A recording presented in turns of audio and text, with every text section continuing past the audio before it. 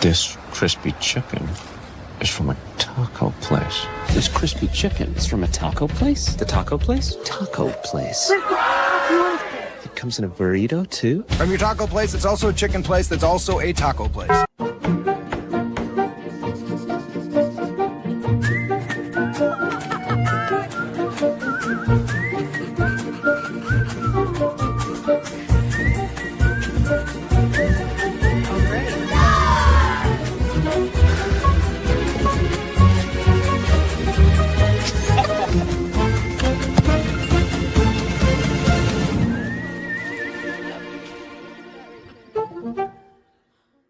Check out the all-new Blue and Orange store at the Boise State Hall of Fame. The Blue and Orange store has your best game day gear. We're talking jerseys, hats, bumper stickers, car flags, more than 4,000 hats on the hat wall. If you want the best Boise State gear, make sure you check out the Blue and Orange store online at theblueandorangestore.com or the all-new Blue and Orange store down at the Boise State Allen Noble Hall of Fame. It's the fall kickoff sale at Lithia Ford of Boise. It's the best time to trade in and trade up to a new Ford truck or SUV with the room to haul your payload or playload. Visit Lithia Ford of Boise, where Ford begins in Idaho.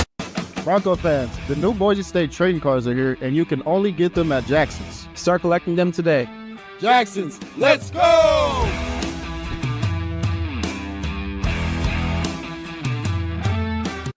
And final blade of grass.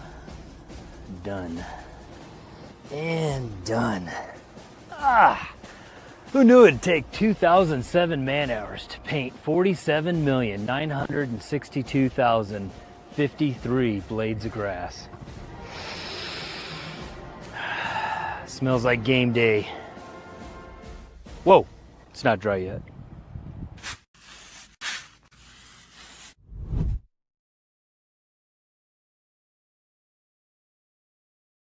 It's time for the Riley and Ridge Show, presented by Jackson's on Bronco Nation News. The Riley and Ridge Show takes you into the locker room and the coach's office, giving you a unique perspective on Boise State football from two guys who know a thing or two about what it takes to win on the blue. Riley Smith was a Campbell Trophy semifinalist and a four-time Mountain West Scholar athlete who was part of 52 wins and 2 Mountain West championships during his 6 years as a quarterback and tight end with the Broncos. Kent Riddle won 7 conference championships in 13 years as an assistant coach at Boise State while working with the running backs, tight ends, and special teams. He has nearly 3 decades of coaching experience overall, including stops at Army, Colorado, North Texas, and Arkansas State. The Riley and Ridge Show is presented by Jackson's. Need a pick-me-up? Stop into Jackson's for a 16-ounce coffee for just 99 cents with Let's Go Rewards. Now, let's go out to the James Kitchen and Bar near Albertsons Stadium and join Riley Smith and Kent Riddle for another edition of the Riley and Ridge Show, presented by Jackson's on Bronco Nation News.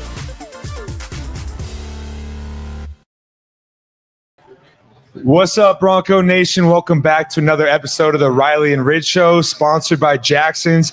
And we are here with 2 current stud Boise State cornerbacks. We got Jeremiah Earby and McCoy. Appreciate y'all coming on, man. Thank you guys for having us. Thank you guys for having us. Yeah, thanks for coming, guys. Thanks to Jackson's for taking care of you guys with a little NIL package here after the show. But we appreciate you coming, and fun to get you here after the last couple games you guys have had. It's been really fun to watch, and even getting in the end zone a little bit, huh? Yeah, for sure. Just really trying to stack days and stack weeks. That's the main focus for us right now. Just being better than we were the day before. That's just the main message we're trying to get through to each other. I feel like we're starting to accomplish things that we want to, and we're going to keep going as every week goes on. Well, you guys are doing a hell of a job of that. Like you said, I mean, it's been fun to watch. App State came in here leading the country in passing or whatever it was. You guys held them to less than 100 yards. I mean, that was impressive. A couple touchdowns. Oh, yeah. Another touchdown, defensive touchdown last week, which is fun to see you guys celebrate out there. So know how hard you guys have been working at all that stuff, and it's great to see it come to fruition. What what are you guys seeing other than day-to-day growth? Like where have you guys seen the biggest strides? Just and everything, everything that we work on, everything we're crafting, I feel like we're taking strides in everything. I mean, we're just finding something to improve on every day, something small, footwork, press tech, off coverage, ball skills. We're just trying to find something we could become better in every day. And right now it's coming to light, and I feel like we're going to keep working every day. We're going to keep on stacking days, and it's just Well, the ball skill is definitely paying off because you're seeing those picks now. For sure. The DBs used to have the worst hands on the team, and now y'all definitely making up for it. No doubt. It don't usually go down like that. It doesn't. I got some of the best hands on the team, for real. You can play receiver, huh? Yeah. No doubt. Talk a little bit about where the confidence comes from. I mean, DBs are always the most confident people on the field because they got the hardest position. Talk about kind of where that inner fuel comes for you guys. I feel like for me, the inner fuel just comes from repeatedly just making plays and building that confidence throughout practice. Because once you kind of visualize yourself and see yourself making those plays, it kind of becomes easier in the game. It's not too stressful or anything like that. And then it's just, you got to want it more than the person across. No doubt. So it's just like that inner motivation got to be stronger than anything outside. Absolutely. Really, it's just a one-on-one every time we step out there. So, I mean, it's either my family gets to eat or his. So, I mean, that's how we look at it going into every play, one-on-one every week, every game. And we want to win. We want to feed our family before them. And so that's where our confidence comes from. Just trying to make sure we got food on the table for our family. No doubt. And you guys are on the island. You guys are like the spotlight when you're going one-on-one. Like, if you guys get beat, everyone sees it. If you make a play, everyone sees it. Like, if you're a tight end, you miss a block, people might not really bring it up in the film. You know what I'm talking about? Like, fans don't necessarily see that when it's a play where you guys miss. Maybe that's like the talk of the town, but then you're getting pick sixes or you're making big-time plays. Like, you got to know you're on that island. And when you guys have that confidence, and we've seen it in the last couple games, it's dangerous. Well, I tried to allude to it here and on some other stuff with the media, but I mean, truly in our defensive scheme, you guys are like by yourself. There is no help a lot of the time. So if anybody's saying like, will they get beat? Well, I mean, yeah, it's not like you can just throw a blanket on the guy the entire game. I mean, some plays you're playing up and, maybe a little bit more vulnerable for a deep ball. And some plays you're playing back and going, probably more often, complete it in front of me. Go ahead. I'll come make the tackle, right? Yeah. I mean, that kind of just comes with the job. Our coaches put a lot of trust in both of us, and like the defensive back room, just with us meshing well with each other and communicating a lot, because we talk a lot pre-practice, during practice, and a lot of walkthroughs and everything. So our coaches put a lot of trust on us being on the island and, winning our one-on-one. No doubt. This comes up all the time, but somebody wanted to know, I think everybody thinks that there's all sorts of changes that have been made anytime the results change. And sometimes just speak to the process. I'm assuming you guys didn't make drastic changes from what I've seen. Yeah. Just speak to the process that helps you guys grow that, like you said, every day and all that. And all of a sudden, everybody, it all clicks. The communication's good. The pressure gets there. It all works together, and that's what contributes to holding the team to less than 100 yards passing or pick sixes or whatever the case might be. But just talk to the process a little bit. I kind of feel like just the difference in between this year and last year is we're just catching the ball a little more than we did last year. I feel like last year we led the nation in sacks. So, I mean, that complements the front end and the back end. So I wouldn't just say it's just a drastic change or anything like that. I feel like we're just doing the same thing. We're just catching a few more that we dropped. That's just the only difference between this year and last year. I feel like they wouldn't said as much about us last year if we caught a couple of those that we dropped. I mean, that's just the only difference between this year and that year. This year and last year, we're just catching the ball more. I feel like sometimes people forget the object of the game is to win too, right? Yeah, for sure. For sure. Sometimes you're like, go ahead, complete it. Like that ain't gonna help you win the game. Right. So you guys aren't worried about that. You've got other things you are worried about that could cause you to lose a game. And so you're taking care of those things, and you're not. I mean, there's nobody sitting there at the end of the day going, well, they got this many yards. I mean, obviously it's awesome when you hold the team to 67 yards or whatever, but nobody at the end of the day really cares how many yards as long as you win, right? Exactly. And you guys are becoming the leaders of the team. I mean, like when I was there, you were a younger guy. I didn't even get to play with Jeremiah, but it's like seeing you guys out there starting to ball and like really be the leaders and kind of the source of energy. Like I always say that the DBs and the receivers are that source of energy, that source of competition. Because I remember when I would be on the sideline and we got Trail and Amarion just chirping back and forth during practice. Like that's where in I'm practice it just starts waiting for it to building come up up. when somebody asks who's the best trash talker. Oh, it's coming. That's for sure. So- But like, how is it being leaders now on the team? It's great. Just coming in and just building my way up to being a leader was great for me. When I came in, I was a younger guy. I came from JUCO, so I'm just trying to learn the ropes of more football coming in, just trying to be more open to learn more things and learn everything that I need to learn at the Division I level. And once I've been building, I've just been crafting and I've just been building throughout the years. Now I'm able to lead my room, lead the team, lead the defense because I'm a little older. I know what's going on a little more. I know the playbook, and I know what the coaches like. I know what the coaches expect from us, and I know the culture here. So it was easy for me to follow up and become a leader after seeing guys in my room lead. Markel Reed led my room. He was a stud coming up. So I knew what it took. I knew what it takes to lead a room and to be a part of the Bronco culture. So I just knew what to expect when I got to this point in my career. No doubt. Yeah. No doubt. I guess for me being like a transfer and everything and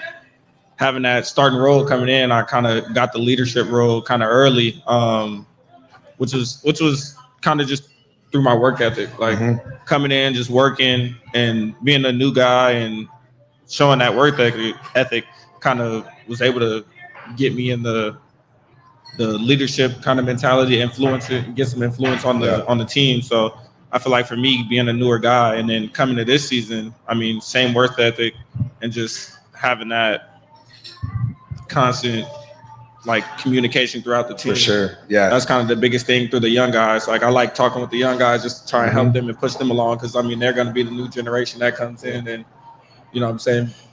I'm pushing them to be better than us. So it's like that's the point. That's the whole point of it. It's like you leave, you want the guy to be better than you. Yeah. So I mean we got a couple of young guys that I'm pushing to be better than me. So that's kind of just the biggest thing in being the leader on the team. No doubt. No doubt. Talk just a little bit. We mentioned it, I think, briefly, but you guys actually played together growing up, right? Yeah. So talk a little bit different paths to get here, but talk about that, like how you guys, you know, how cool it is to play with somebody that you played with when you're much younger and, you know, to kind of go your separate ways, come back together. Like, just talk a little bit about your guys' relationship.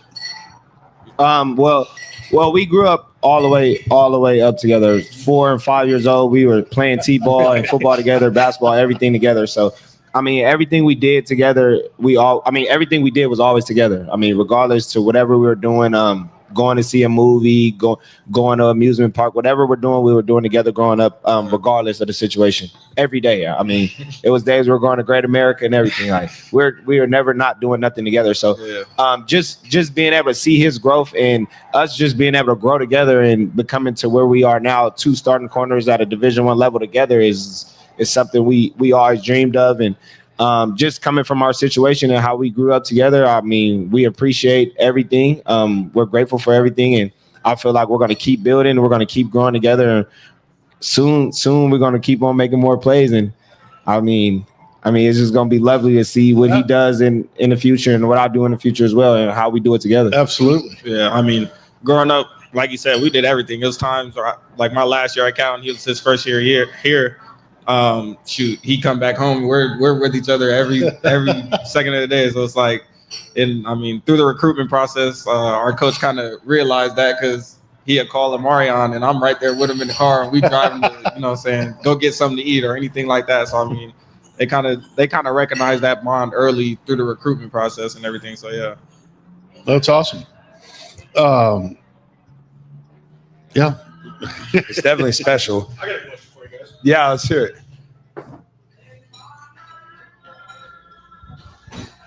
All right, since you guys are on defense, playing on the blue, it's really loud. playing away, it is definitely quiet for you guys. For sure.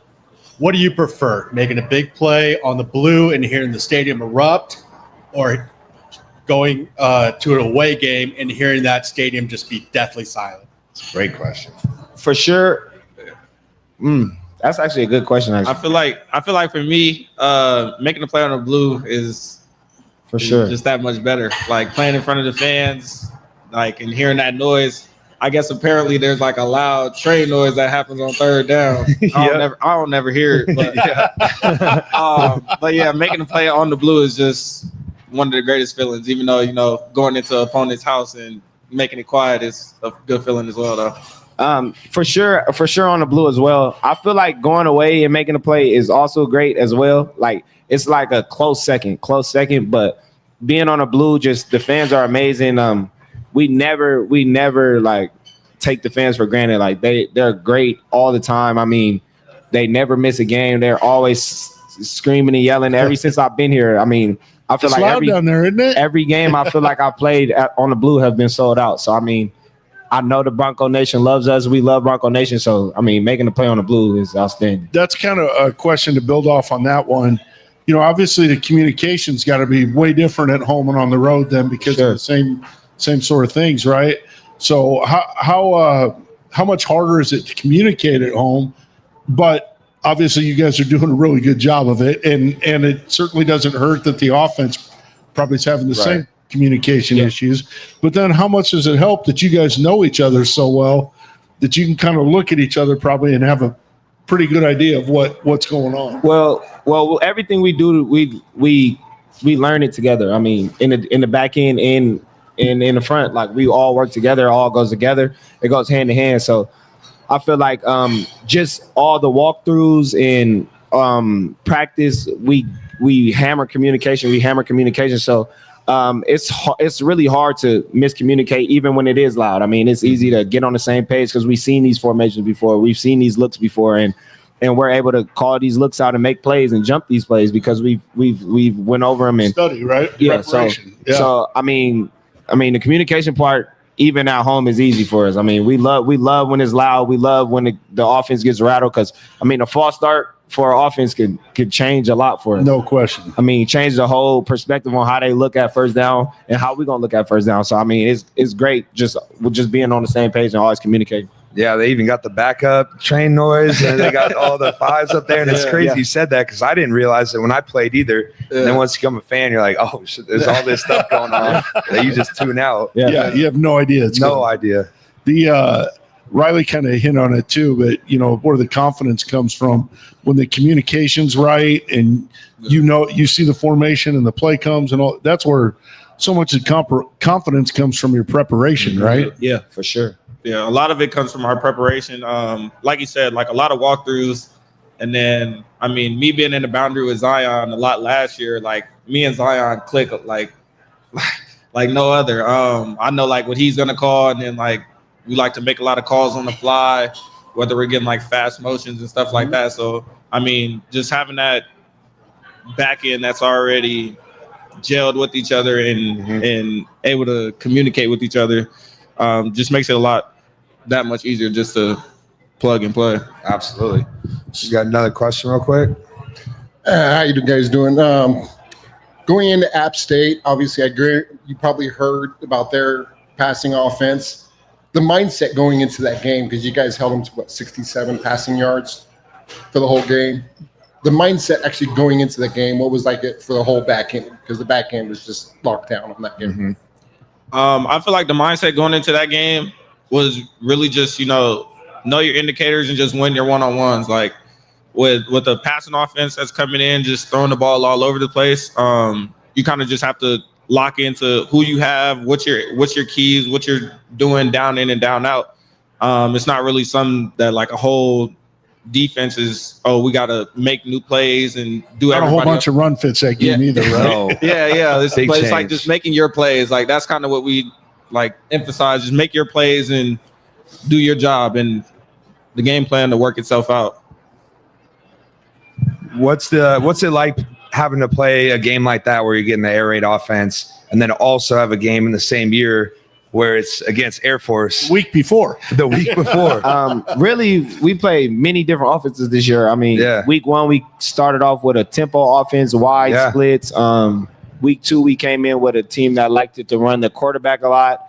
Then go into a bye, and we come out of the bye, we play a team that runs the ball the whole game, and then go to air raid. And I mean, just playing all these different types of teams, you got to prepare different for each team. I mean, just because they do different things and they're showing different pictures and stuff like that. But I mean, just for us, I mean, we just preparing the same way at the end of the day for just us. I mean, we gonna prepare for them. Whatever they run, we're gonna do whatever we need to do for them in the way what they run. But for us, we're gonna prepare every week like we know how to prepare. I mean, we're gonna go in, we're gonna stack each day, we're gonna come in, attack each meeting, we're gonna attack each lift, like whatever we got during the week, during the days, like we're gonna attack every day, and that's what's helping us build against these great teams that we're playing.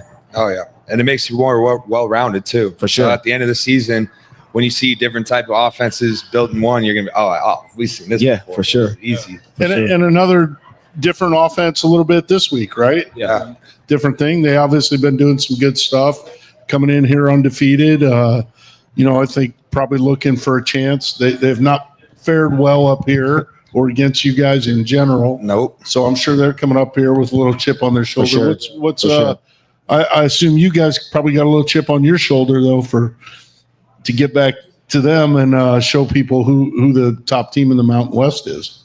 I mean, it's not necessarily about them at all. I mean, we know what's coming to the Blue this weekend. We know they know what's coming to the Blue as well this weekend. I mean, it's a two-way street. I mean, we know what we got to do to win this game, and they know we're going to come in ready to go, and we know they're going to come in ready to go. So at the end of the day, I mean, it's just going to be on us. I mean, if we play Bronco football, our brand of football, we'll get out with the win like we just did last week or any other week we're doing. I mean, the main thing is us. Us. One thing that's awesome. One thing I think's been that way since I got here in 2001 or whatever, but you get everybody's best shot, right? Every time. I mean, nobody comes in here and just lays down. They're going to at least swing for the first quarter, right? For sure. Even like last week, those guys took their best swings. Defense was phenomenal. And then the offense got going and ended up being not very close game. Yeah. That was hell fun to watch for me because you guys weathered what their best shot was, right? And then showed them who was boss kind of at the end. Coach D always preaches like everybody, it's a boxing match. Every time we go out there, it's going to be a boxing match. We're going to jab. Those jabs are going to start to turn to power blows. I mean, as the game goes on, the jabs are turning into power blows, and power blows turns into knockouts after a while. So, I mean, that's what we're just building. That's what that's what we're growing. That's what we're growing, and that's what we're going to. Yeah. And that's where championship teams are made too, like being able to take a punch. Yeah. Like we had games last year, like San Jose and Wyoming, where it wasn't a blowout where we thought it would be, but it was like those type of games help us play better in the long run because we know how to respond to adversity. Yeah, and that's just like the biggest thing that Coach D likes to handle, preach to us is handling adversity. Like, having that kickoff return midway through, it was like, all right, we already knew we was gonna get their best shot, so we got to just handle adversity, offense back up, go out there. And then, when defense gets back out there, we got to handle our job and keep them out of the end zone. So, I mean, our biggest thing as well is being able to take those punches, handling adversity, because we know we're getting everybody's best every week. Yeah, the best solution to that is always just to answer, right? Yeah, right. Yeah. Whatever team comes out next, special teams, offense, defense, like answer it, get the momentum back. Yeah. As a defense, we think, I mean, as long as we hold somebody to 0 points, like we'll win the game. So, I mean, no doubt. Nobody's ever lost with holding the other team to 0. So that's the main focus for us. It really is. All right, we got some questions about our own team. Who's your favorite receiver to go against, or your least favorite receiver? On our team? Yeah. I like going against Latrell Caples and Chris Marshall, Ben Ford as well. There's a lot of guys on the team I like going up against. I mean, they give us great looks every day. I mean, they're great receivers. I mean, they're putting it on display week in, week out, and I feel like they're just they're just making us better. I mean, we can't play good without those guys. I mean, those guys are the guys we're going against. I feel like those are the best guys we're going to go against all year. So, I mean, just going against all the guys in the receiver room is just great. Even the younger guys, Cam Bates is a younger guy that's great out on the outside. Chase Penry is an older guy that's good. I mean, it's a lot of guys in the receiver room. I feel like our receiver room is really deep. I feel like we have one of the best receiver rooms in the country. So just going up against all those guys is great. Even the tight ends as well. Tight ends as well. Come on. Yeah. For me, I would definitely probably say Chris Marshall. Being in the boundary with him, I get to see him a lot. Very explosive guy, just like y'all see on Saturdays.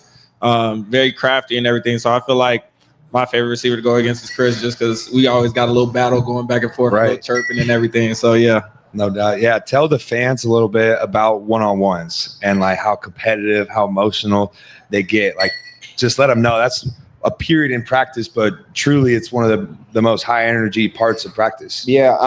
One-on-ones come on early too in practice. I mean, you right out of Indy, fresh out of Indy, everybody's nice and warm. You know, everybody gets to competing with each other. I mean, it's going to be some little trash talk going on for sure. Like off the first rep, it's going to be trash talk going. I mean, one-on-ones is where guys get scrappy and really figure out if this is really for you or not. I mean, these are the plays where guys are either going to take your lunch or you're going to take theirs. I mean, that's how you look at it, these one-on-one reps. I mean, that's all it is. It's just like on game day, this one-on-one is me versus you.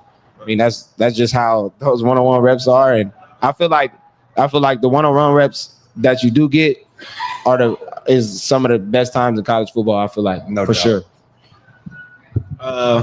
Definitely one-on-one reps. They're just like game reps. It's just you and your man out there. You know, you probably don't got a post safety or no help or no, you know what I'm saying, anything like that. But it definitely shows like, all right, who really wants it? Like, because man on man, you got your technique, he got his, and you know, it's coming down to just that last second. You may lose at the line. Late finishes are the best, but yeah, it just comes down to who wants it or who, you know what I'm saying? Exactly. And especially going against your boys too. Like you lose that rep, you're gonna hear about it. You're gonna hear it. You're gonna hear about it in the locker room. I would not let Tubes live it down. There's nothing harder for a DB than one-on-ones in practice. Right? For sure. Because it's all cover zero. There is no help. The quarterback's not necessarily throwing on time. No. The offensive coaches generally yell at the guy to throw it on time, but you know, you might hold the ball a little bit early. Yeah. That's a tough deal. But when practice is so hard, makes the games a little bit easier, right? For sure.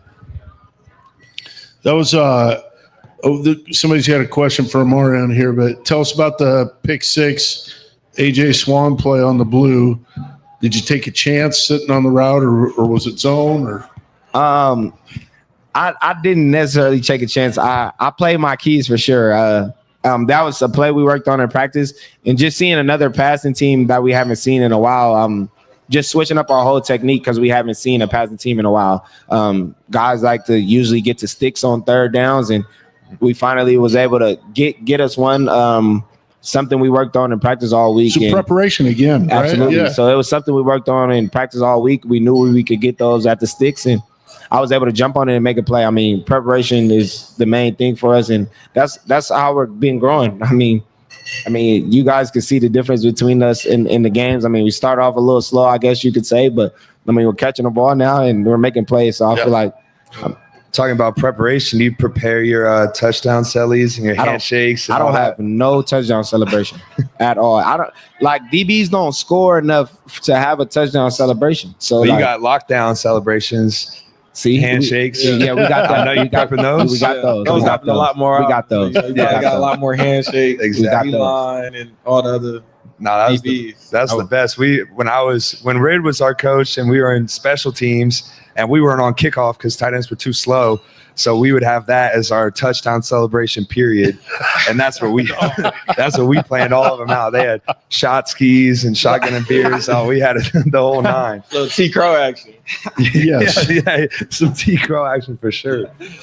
The going back to that, the preparation, I think so many people think like DB play is just about like, go cover them, in your technique and what all that. But you kind of said it, reading our keys, and there's so much into it. Like when something's coming, it's not really jumping a route, right? It's like just using your preparation to make the play. Yeah. And I think sometimes that gets misunderstood. It's like everybody, like you just go out there and cover the guy. Like there's way more to it than that, right? Like what type of leverage you have, where your help is, all that kind of stuff. And offensively, you're trying to defeat somebody's leverage, steal that back. Make them play where their help is instead of away from where their help is. All that stuff. And when you recognize all that stuff and you figure it out, it's fun, right? Because you see all that investment paying off. Yeah, it's a lot of things that go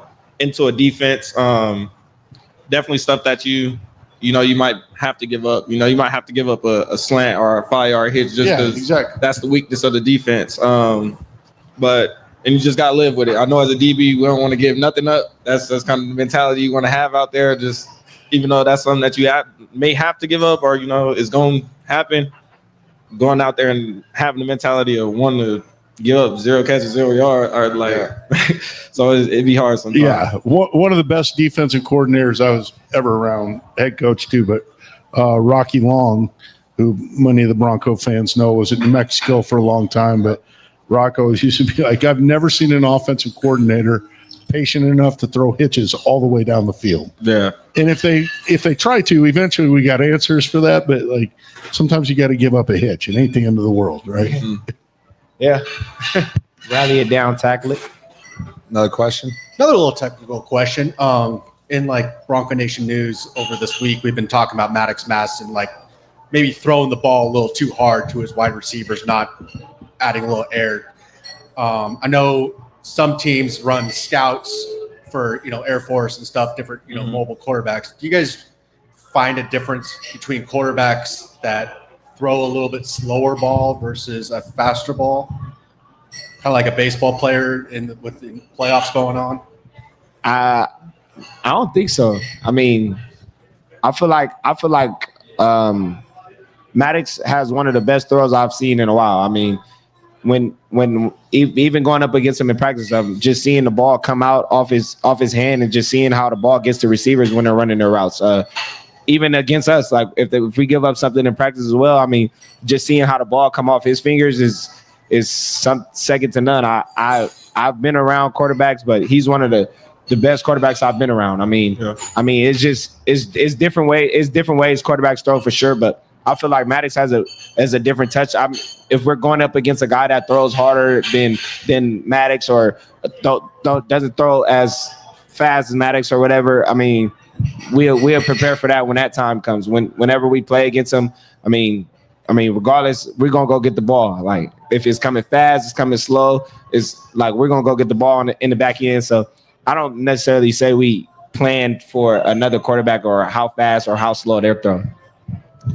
Yeah, and a lot of QBs, they got to do it based off the defense. Like even on an under route, when a QB throws a heater, obviously the tight end receiver wants a little nice pass, but you got to fit it in the windows where you can fit it. So at the end of the day, it's got to be catched right if it hits your hand. So for I saw a lot of comments in that earlier. Sometimes there's other stuff going on too, right? Right. Like having to get rid of the ball at a certain time dictates how hard or slow you throw it or whatever. I mean, that's to a window or anything like that, I mean, Maddox is Maddox is a great quarterback.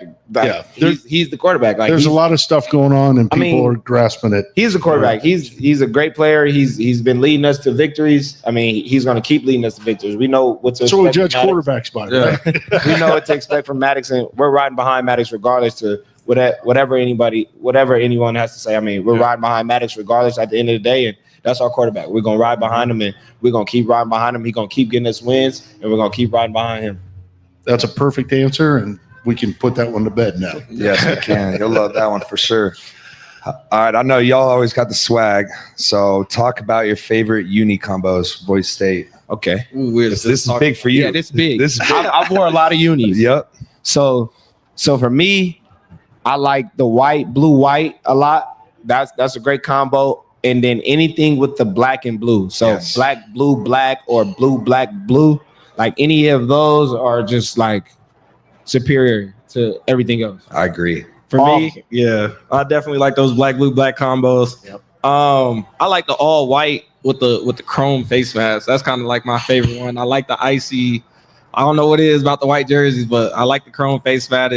It it has a nice little touch to it. Oh, no doubt. That's I like the North Texas game when we had the what was it, blue, black, blue, or something like that. That was crazy. by far my favorite. Yeah, that was We'll even go deeper. What about helmet logos? I know y'all got it. My first year, we wore an all-white uniform at Colorado State. The logo that we had on those all-white helmets, I think it just said Broncos. It was like the scripted.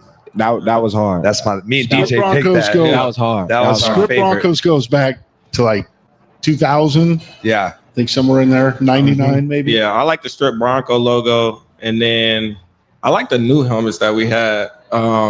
The painted ones. Yeah, the painted ones. The painted ones are nice. The 208 helmets. Yeah, those are the 208. No, the 208 helmets is the best helmets we had. Yeah, by far. No, they even got them in the varsity center on a little spinning thing, all lit up. I was walking in there by far, on display. Legit. Blackout Saturday. That's one of my favorites too. You just got to go straight blackout. Yeah. Just like our president said back in the day. Let's get out there and black out. You know, let's do it. Here's another favorite all the time. Who's the hardest player on the team to tackle? Which, not that you guys even get to tackle the offensive guys that much, right? But and it always leads into how hard was Ashton to tackle. Somebody else that's always followed. Well, I mean, when I first got here, Ashton was still young, so I tackled Ash a couple times. You know, we got it going, but he also got me too as well. So, but right now we got a lot of guys that's hard to tackle. It's a lot of guys that's hard to tackle. Every running back that we have is hard to tackle. I mean, they bring all different to the game. Sair's gonna run through your face. He can also run around you. Dylan can run around you, run through your face, leave you in the dust. Like Malik, he can shake you in the phone booth. Like, I mean, all the guys, Breezy, Seth, like every guy in the running back room is just crazy. Like they can make you miss. And guys on the outside as well. I mean, Lottie's hard to tackle. That's hard. That's a big dude. That's a big dude. And he's starting to hurdle people too. Maddox is hard to tackle. When I first got here, I definitely did not know he had that in his bag. I did not either. Surprised me. I don't know where he got that from. That's all the tight ends. That wasn't part of your game? No, I tried. No, I did not think Matt would have it, but you know, they start going at the ankles. You gotta get it going. Yeah. It's a big dude to tackle. No doubt. Luckily, I didn't have to tackle Ashton Genty. Definitely didn't want to be on the other end of what everybody else is feeling. Yeah, because you better not go too low, right? Or he's definitely going over you. If you're not low enough, he's going through you. And I mean, that's still you watch him doing that in the NFL. Yeah. It's a lose-lose. Yeah, that's what he do. You need help. All right, since you guys aren't Boise kids and you came all the way out to Idaho, everybody always asks, where's your favorite spot to eat out in Boise? It's my favorite place to eat. It's a lot of places that's good out here, so I couldn't just pick one. Burger Belly's great.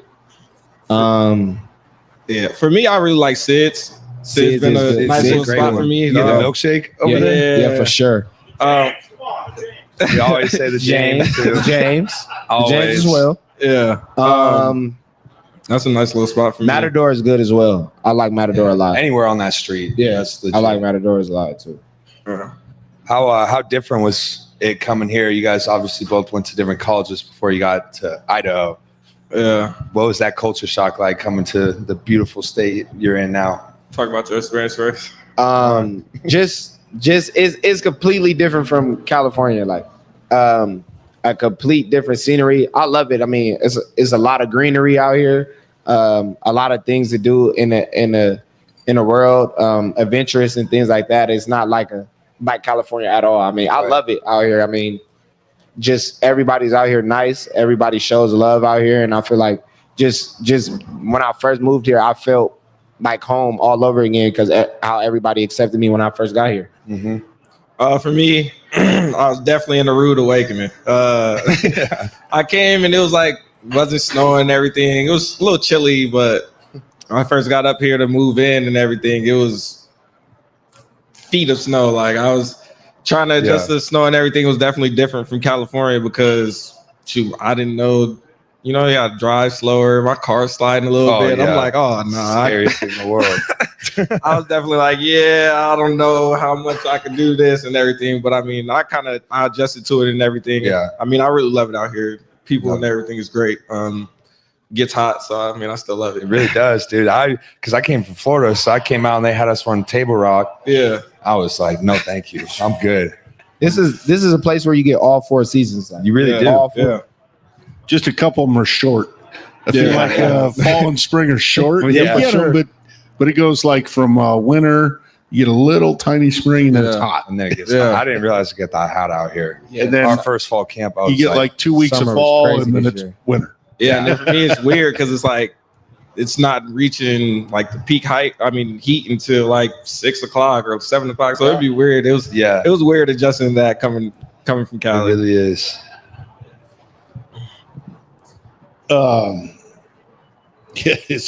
Somebody said they leave their car running at the gas station. Yeah, Jesse You asked. can get away with that in Boise. That's about it. Yeah, you definitely can. I think Jesse asked this earlier. Out of the young guys and the new guys that are following up, you touched on it earlier, trying to make those guys better than you. Kind of, who are some of the standout dudes that you expect to see be ballers in the future? 2 dudes I'm really excited for is Sherrod Smith, the new JUCO transfer that we got. Another guy that we went to high school with and everything and played with. Oh, cool. And then Trey Tomer. He got to show a little flash and everything. I think that was the Eastern Washington game. Yeah. Got a pick, almost made it to the end zone. But those are definitely 2 guys that I'm looking forward to seeing in the future. And for me, everybody in the corner room, all the young guys, from top to bottom. I mean, Franklin Johnson, Demetrius Freeney, Sherrod Smith, Trey Tomer, and Taj. Taj is the youngest guy we got in the room, and Timmy as well. I mean, I feel like all those guys are going to have an impact on the team. Yeah. And I mean, just seeing how they went through fall camp and how they're attacking every day. I mean, just pushing us to be better every day. I mean, those guys are the reason why we're playing good because they're pushing us every day, coming out to practice, making plays. So, I mean, that pushes us. We got to come out to practice, make plays, and I feel like they could play as well. Everybody in our corner room could play, and I feel like when their time comes, they're going to be killing it just like we are right now. I agree. And talking about, like, obviously those guys are looking up to you right now as leaders. Who did you guys kind of look up to as leaders at Boise State or even guys you tried to kind of channel your game after that play in the NFL? When I first got here, a guy that I was looking up to is Markel for sure. Mm-hmm. He was an older guy in my room, and he knew the ropes of everything. He took me under his wing as soon as I got here. We're coming from 2 different places across the world, and he literally took me under his wing when I got here, and ever since then, I mean, that's my guy till this day. I mean, I'm calling him. He calls me every week, check on me every week. I mean, that's my guy. I mean, just Markel just showed me the ropes of Boise State football and the way to live the proper way when it comes down to playing football at the Division I level. So Markel Reed for me. No doubt. I was with him this weekend too in the stands, and any play you made, I'd never seen him so happy in my life. Dog, so he was man. definitely showing love. It's my dog, man. For me, definitely watched a couple of Kel old clips. I love him. And that was definitely somebody I took some gems from because I mean he was definitely a physical corner, loved to tackle, and you know he was good at pressing everything, getting his hands on and everything. Sure. So that was something that I really liked from his game, and I kind of tried to implement into mine. Also, and then from the league is just trying to replicate one of the best corners in the game right now is Pat Surtain. So it's like that was somebody that I was always watch and try and look at his technique, see what he's doing week in and week out, and try and take something from him. Yeah, absolutely, man. Who maybe not even the best player or whatever, but somebody asked kind of who have you guys really enjoyed playing against, like that you thought challenged you? And I think you guys have risen up to the challenge a bunch over the course of the season and last year even. But what guy were you like excited to go up against and throughout our career? Yeah. And could be anywhere. Could be high. I don't care. For me, definitely one of our childhood friends, Troy Franklin. Going up against him at Oregon twice, definitely had a had a fun game, made a play against him, made some plays on me. So it was definitely kind of just like surreal playing against somebody that you grew up with in high school and in childhood. He playing quarterback and I'm split out wide. So it was definitely a surreal moment. But I mean, that was kind of somebody that really gave me a run for my money just because, he knows what I'm doing. I know what he's doing. And we got a lot of off-season work with that's each why other. I like it asking a little bit more rather than who's necessarily the best guy. So Like, it was definitely a lot of off-season work. We do a lot of one-on-ones and everything. Yeah, so that's crazy. That was a surreal moment. For me, I think everybody knows. For me, it's Ricky White. I mean, me and him every year, like we went at each other every year. He's a great receiver, but that's a guy like anytime I see him, I want to line it up with him. I mean, he knows that, and I know that as well. I mean, I'm going to see him again in the future. I can't wait to see him again. I know that every time we see each other, it's going to be. Well, somebody on here recognized that too. I don't know who it was, but they said somebody like you threw the blanket on Ricky White last year. So yes, sir, he did. That's what it says. So. Yeah, Ricky's my guy. That's my guy. That's my guy. It's always pretty cool to have those kind of like rivals within the game. Yeah. Like going up knowing you played this guy multiple times throughout your career and you're going to see him again and he knows it too. It's definitely a special feeling within a game for sure.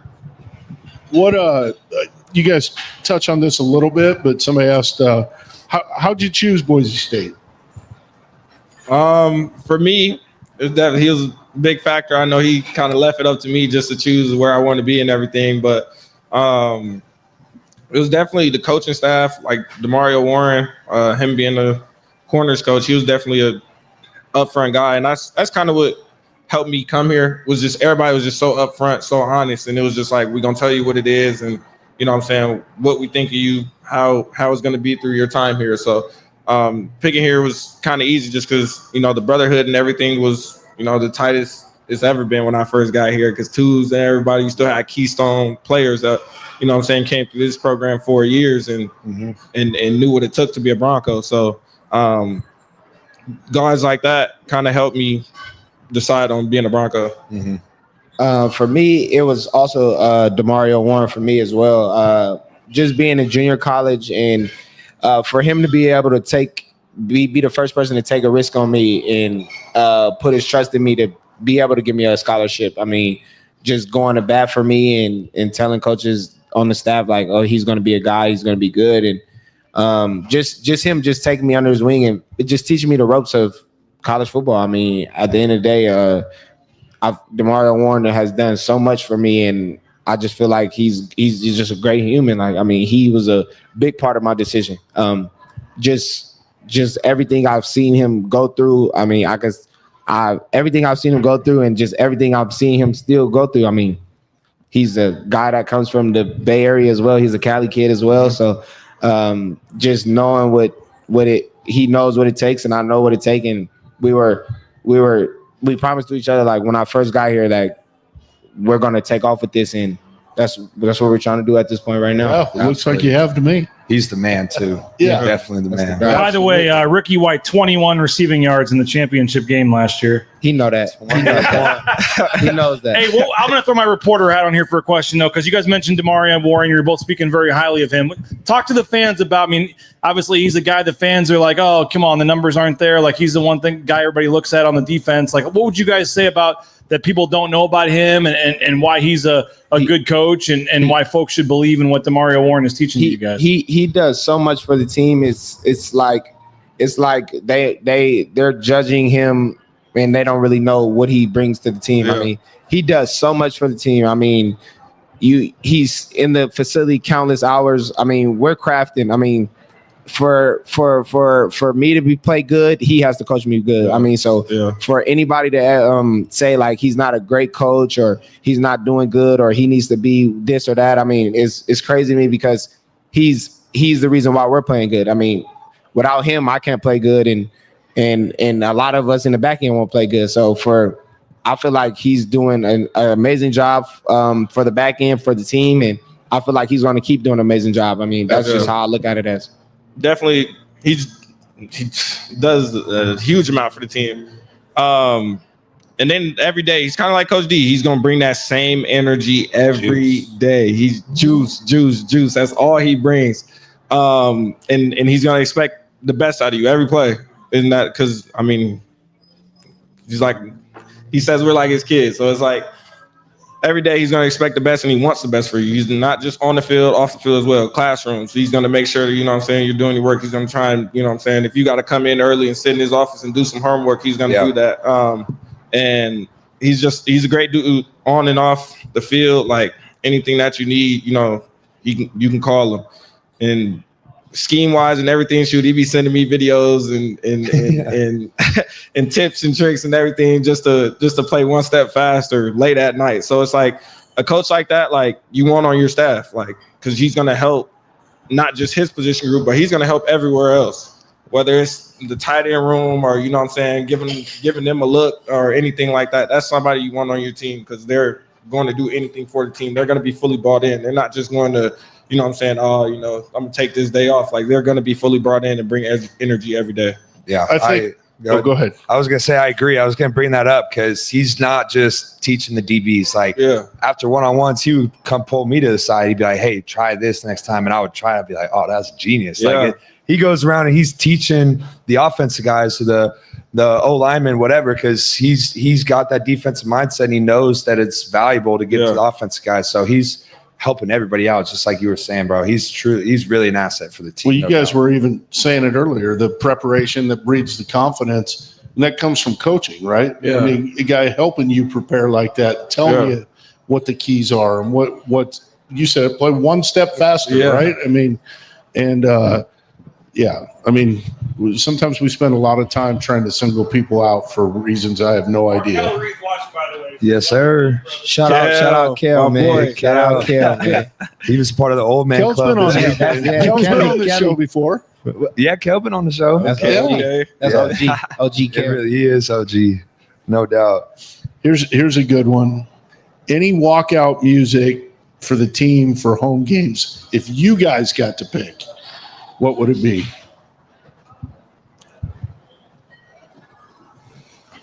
You know, hard hitting question.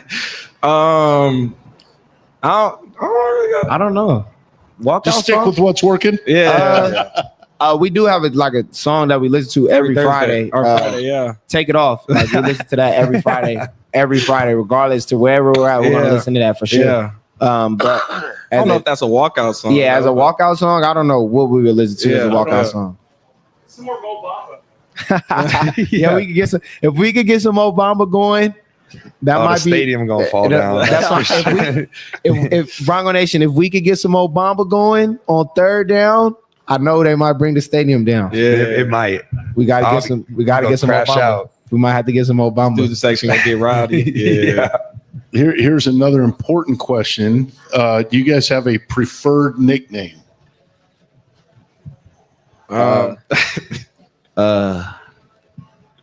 They call me Dollar from time to time. Okay, perfect.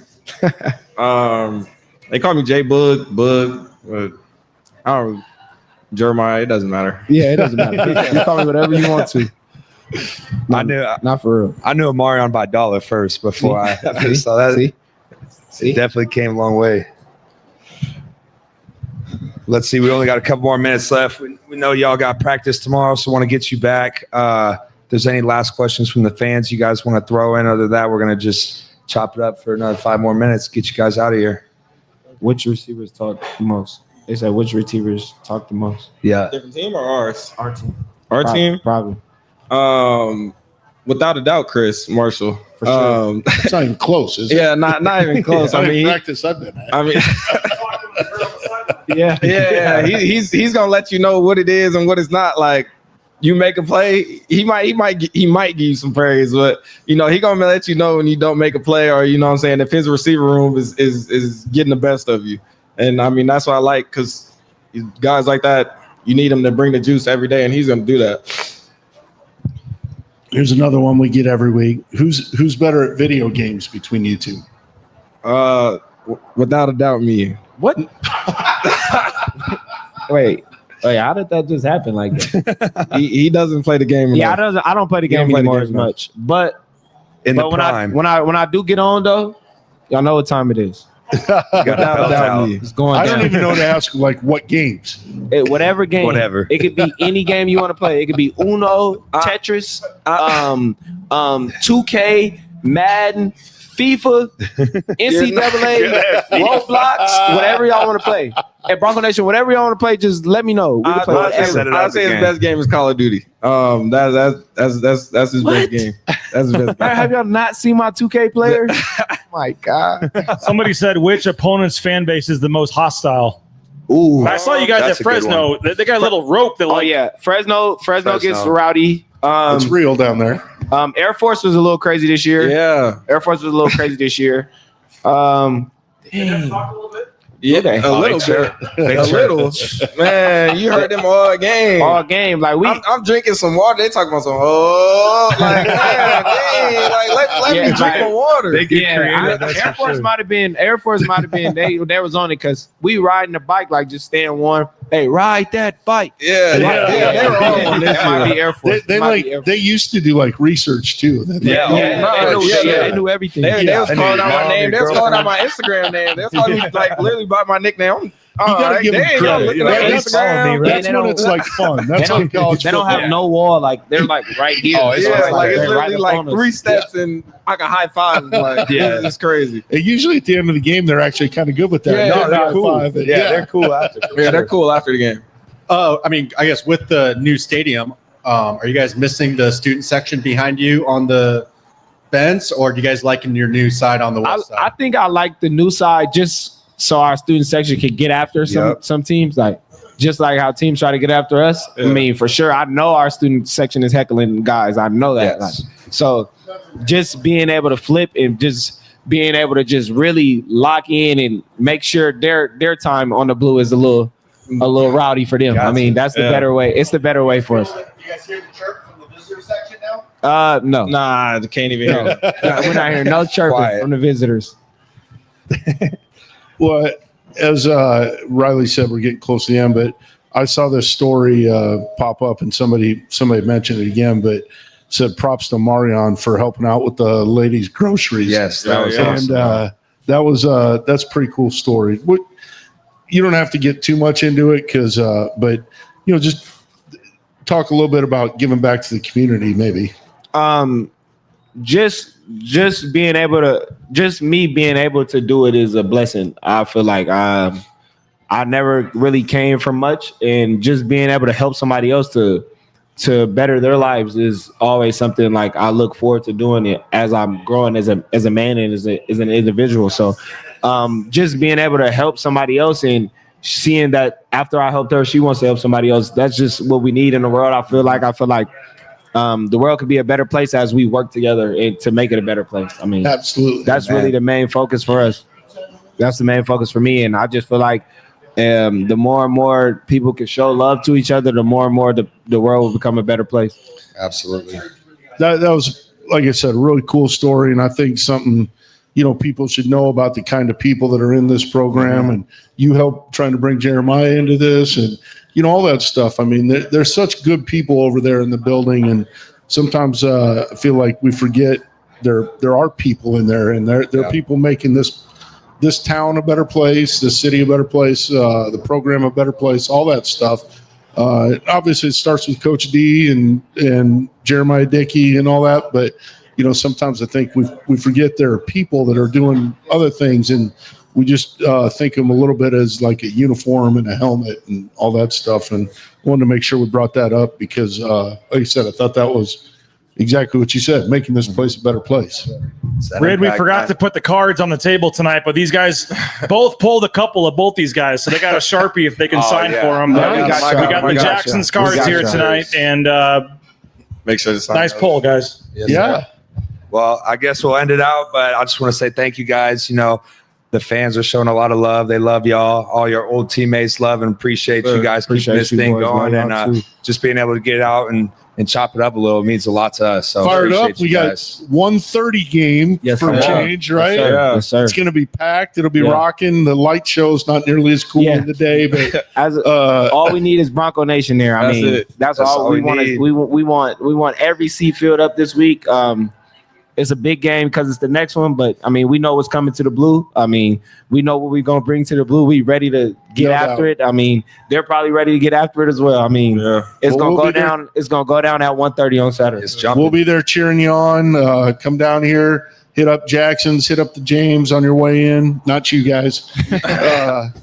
No, but have a great time finishing up your preparation and go out there and kick some ass this week. Absolutely. Appreciate you guys for having us. Thanks for tuning in, guys. And as always, go Broncos.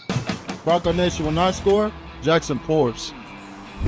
Each game I score a touchdown, head to Jackson's on Monday for a 49-cent fountain drink with Let's Go rewards. And don't forget your free banana, Jackson's. Let's go.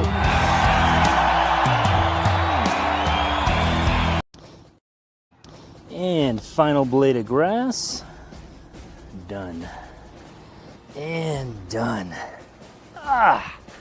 Who knew it'd take 2,007 man hours to paint 47,962,053 blades of grass? Smells like game day. Whoa, it's not dry yet.